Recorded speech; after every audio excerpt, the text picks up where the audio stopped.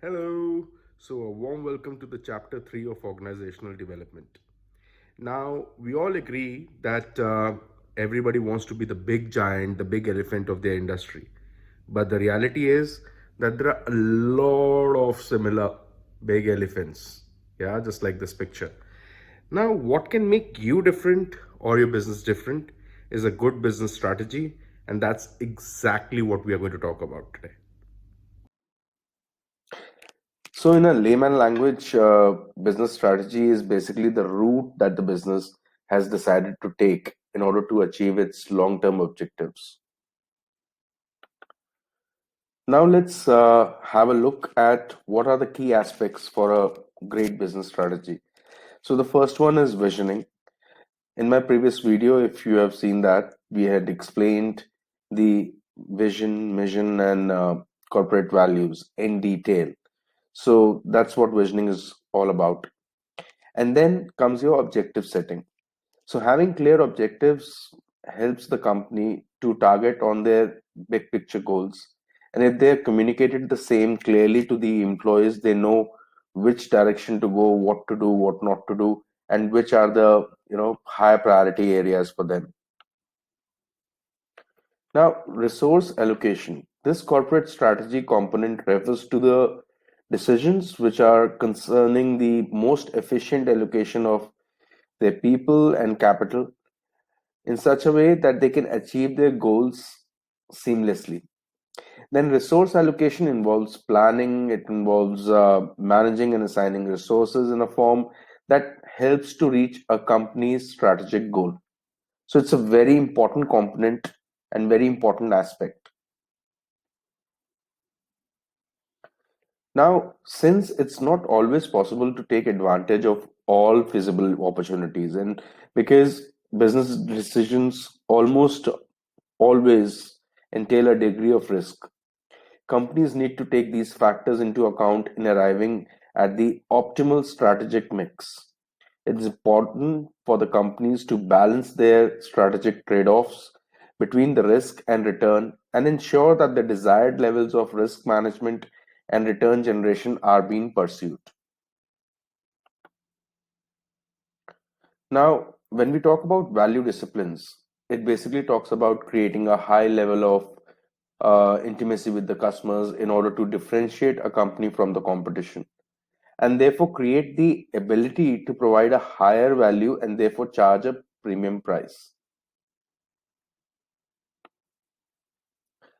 The value discipline concept was solidified by Michael Tracy and Fred Versama in their book, The Discipline of Market Leaders. Having researched and observed trends in companies such as Walmart, Dell, Southwest Airlines, Intel, and Sony, the authors presented a business model with three competitive areas: customers' intimacy, product leadership, and operational excellence. They propose that for a business to be competitive, they must do well in all the three areas. However, organizations that wish to become market leaders in their category need not just do well in all three, but excel in one or two of these three. The easiest way to put customer intimacy is that your company should get obsessed of their customers. They should understand your customer in detail, what they do, what they don't do, what they like, what they don't like, which are the special days for their customers, so on and so forth. Now let's have a look at some of the guiding principles for customer intimacy. So the first one is having a full range of services available to serve the customer on demand. This may involve having a wide range of services available from other suppliers at very short notice through the contract arrangements. And the second one is a corporate philosophy and resulting business practices that encourage deep customer insight. This helps to deliver breakthrough thinking about how to improve the customer's situation.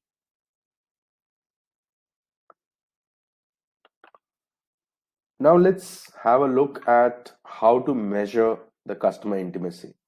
So the first one is reach and range.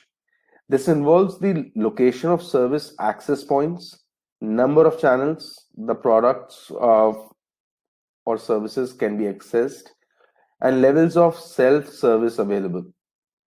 Then the second one is cycle time, measuring the time between the awareness of customer need and delivery and product or service development time. Third is product identification, the ability to identify new products or services required by the customer. So if you're able to measure these three, then you can measure your customer intimacy. Now, when we talk about product leadership of value disciplines, this is simply about leading the charge in product development. Though a simple concept, it is often a difficult space to compete in. Your ability to compete in this space will often be dictated by the level of investment an organization can allocate to researching and developing a product so that it not only leads in the market but also remains well ahead of any competitors. To do this effectively, an organization needs to challenge itself in three specific ways. First is creatively, meaning that they often need to embrace ideas that are usually outside the company's normal scope.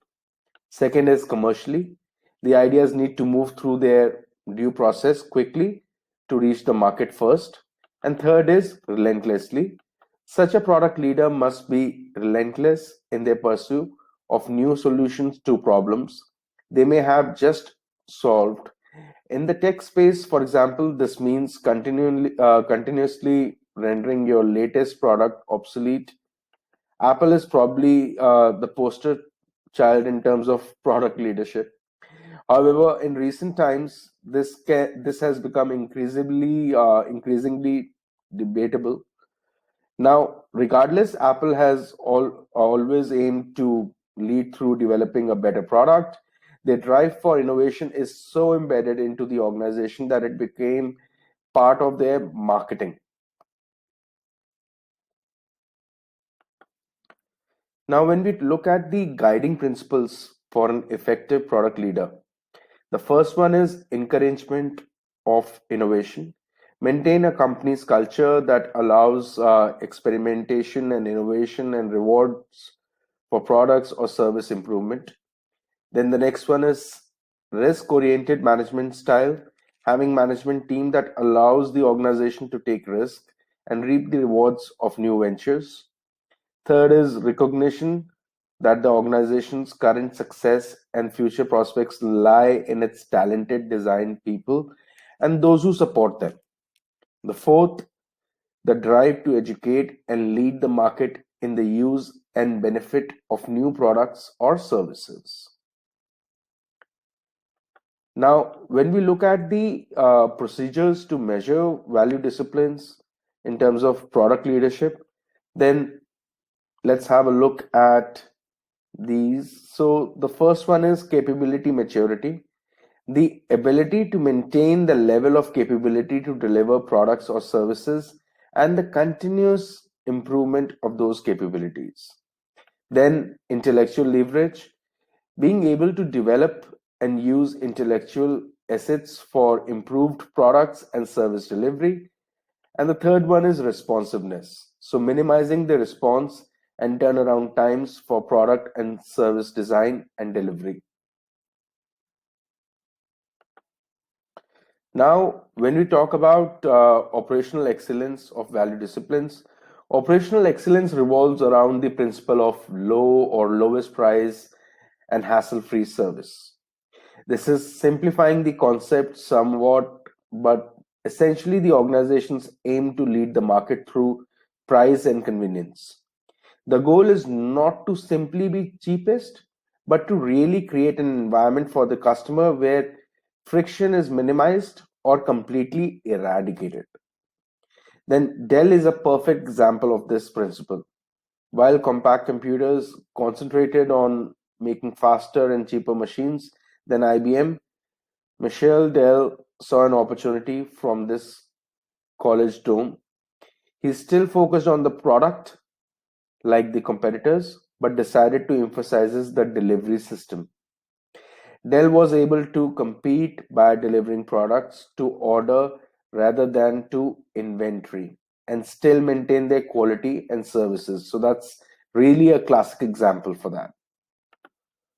Now, when we talk about the guiding principles for operational excellence, so the first one over here is efficient management of people.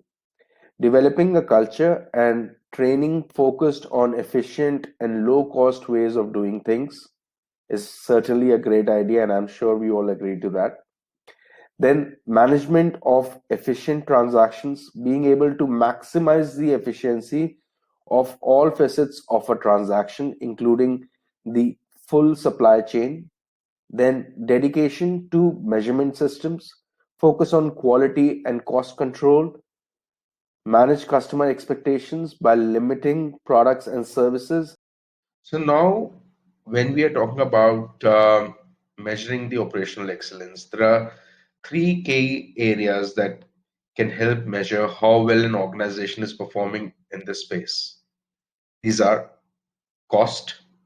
Now, by analyzing and adjusting processes and products to facilitate the most cost-effective delivery, is basically all around the cost. Then, when we talk about quality, by detecting, understanding, and removing problems through the processes, products, and services that have efficient impact both before and after delivery. Third one is operational performance. Now, maintaining the efficiency through improved processes